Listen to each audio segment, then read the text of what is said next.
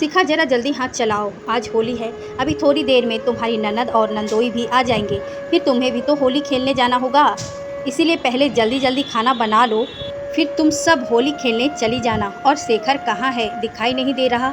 ममता जी अपनी बहू शिखा से बोली।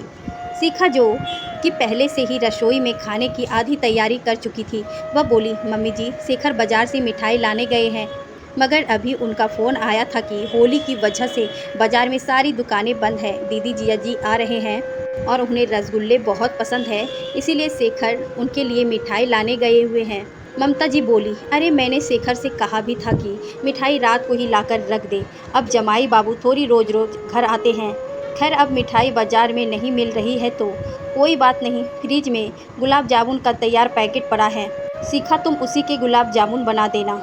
शिखा की मेहनत और बढ़ गई, क्योंकि अब खाना बनाने के साथ साथ उसे गुलाब जामुन भी बनाने थे। और वह जानती थी जब भी घर की बेटी पारुल और उसके पति विकास घर आते थे, ममता जी या तो शिखा से मिठाई बनवाती है या खरीद कर लाने कहती हैं। खैर अब बाज़ार में मिठाई मिल ही नहीं रही थी, इसीलिए उसे घर में ही मिठाई बनानी पड़ी।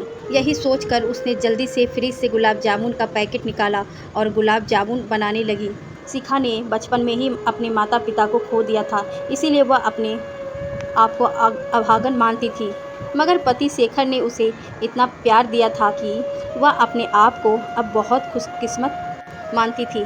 सास ममता जी बहुत करस मिजाज की महिला थी, मगर शिखा ने ससुराल में कभी शिकायत का मौका नहीं दिया, सभी को अपना बनाने की भरसक कोशिश की थी। एक अच्छी बहू का टैग उसे जब भी मिलता, उसे लगता मानो उसकी मेहनत सफल हो गई।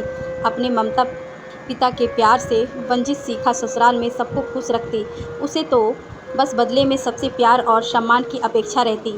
थोड़ी देर बाद घर की बेटी पारुल और विकास होली खेलने आ गए और शेखर भी घर आ चुका था। सभी लोग छत पर जाकर होली खेलने लगे। शेखर शिखा को भी होली खेलने के लिए लेने आया तो देखा कि शिखा का तो अब तक रसोई में काम ही खत्म नहीं हुआ है। शिखा बोली, शेखर तुम लोग खेलो, बस मैं थोड़ी देर में आती हूँ। शेखर बोला, नहीं तुम्हें अभी मेरे साथ होली खेलने चलना होगा। शिखा, काम तो पूरे दिन चलता ही रहेगा। और शिखा का हाथ पकड़कर उसे छत पर होली खेलने ले गया। सभी लोग होली खेलने में व्यस्त थे कि थोड़ी ही देर बाद एक झन्नाटेदार चाटे की आवाज़ सुनाई दी। सभी की नज़रें शिखा पर गड़ गई, क्योंकि शिखा ने घर के जमाई बाबू विकास जी के गाल पर एक कसकर थप्पड़ जड़ दिया था। ममता जी तो यह नज़ारा देखकर हक्की बक्की रह गई और बिना देर किए बोली, पागल हो गई हो क्या शिखा? होली के नशे में यह भी भूल गई है कि यह हमारे घर के जमाई बाबू हैं?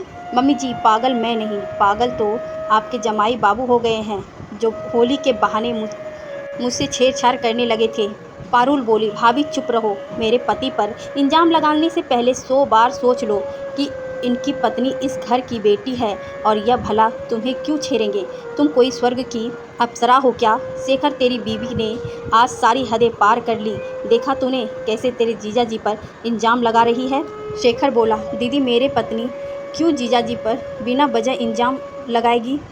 जीजा जी को ऐसी हरकत करने से पहले बिल्कुल भी शर्म नहीं आई? छी। विकास बोला, मेरा यकीन करो शिखा झूठ बोल रही है, मैंने ऐसा कुछ नहीं किया है। ममता जी बोली, कल मुँह ही तूने अपनी औकात दिखाई ही दी। सच कहते हैं लोग, बहू पराई घर से आती है और हमेशा पराई ही रहती है। शिखा बोली, तो जमाई कौन सा आपके घर का ही होता है मम्मी जी?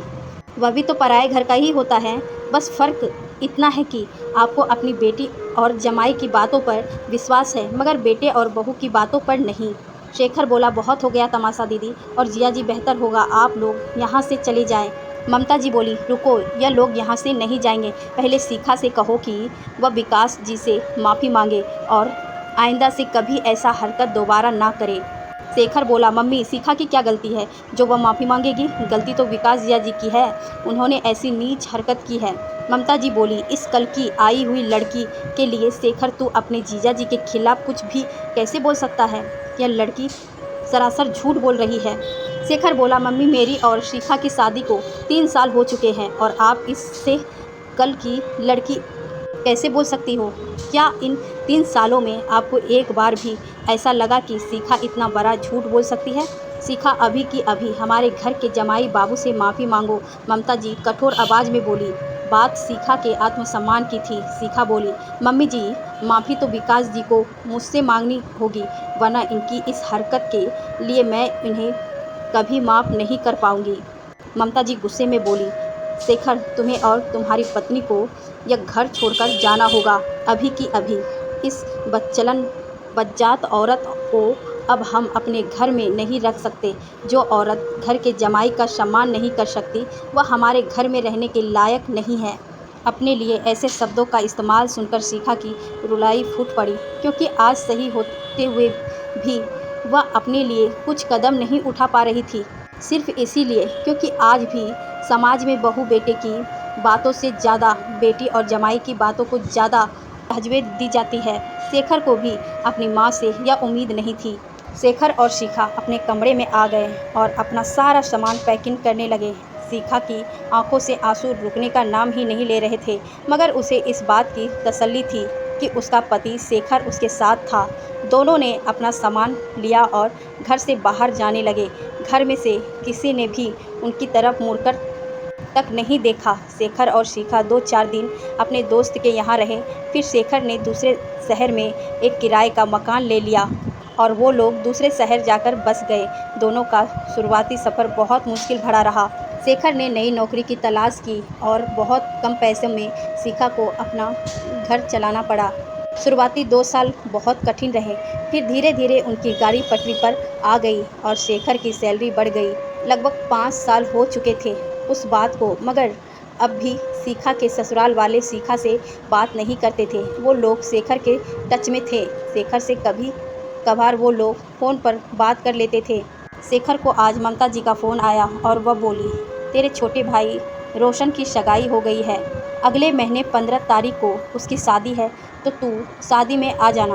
अब तक ममता जी शिखा से बात नहीं करती थी और शिखा भी अपने आत्मसम्मान की वजह से रिश्तों में झुकना नहीं चाहती थी। इसीलिए शेखर अकेले ही अपने भाई की शादी में पहुंचा। आज शिखा फिर से एक बार अपने आप को अकेला महसूस कर रही थी, क्योंकि पूरा परिवार होते हुए भी उसका कोई भी अपना नहीं था। शेखर को अकेला देख शादी में उपस्थित थी सभी रिश्तेदार शिखा के बारे में पूछने लगे। रिश्तेदारों में बच्चों की परीक्षा का बहाना बना दिया गया ताकि लोग बराबर शिखा के बारे में ना पूछें। खूब धूमधाम से रोशन की विवाह संपन्न हुआ और रागिनी घर की दुल्हन बनकर आ गई। रागिनी भी अब धीरे धीरे परिवार में घुल मिल गई, मगर वह जब भी शिखा भाभी के बारे में बात करने की कोशिश करती, उसे कोई घर में जवाब नहीं मिलता। पारुल, ममता जी सब यही कहते कि शिखा बहुत तेज़ स्वभाव की लड़की थी, इसीलिए उसकी घर में किसी से नहीं बनती थी। और अब वो लोग शेखर की दूसरे शहर में नौकरी के चलते वहीं दूसरे शहर में बस गए हैं, इसीलिए यहाँ कम ही आती है। धीरे धीरे रागिनी घर में रच बस गई और उसकी शादी को भी 2 साल होने आए थे। बस उसे हमेशा इस बात का मलाल रहता कि काश वह अपनी जेठानी से मिल पाती, बातें कर पाती, मगर उसने तो अब तक शिखा को देखा भी नहीं था। और रोशन ने भी पहले ही रागिनी को बोल दिया था, अगर घर में सुख शांति चाहती हो तो इस घर में शिखा भाभी का कभी नाम भी मत लेना। फिर से आज घर में खूब चहल पहल थी। सभी लोग छत पर होली खेल रहे थे। रागिनी भी सभी के साथ खुशी खुशी होली खेल रही थी। थोड़ी देर बाद रागिनी रसोई में आ गए और सासू माँ का काम में हाथ बटाने लगी। ममता जी बोली, रागिनी तू इतनी जल्दी होली खेलकर क्यों आ गई? अभी तो सभी लोग की आवाज़ आ रही है छत पर। सभी तो छत पर ही है, फिर तू क्यों जल्द वापस आ गई?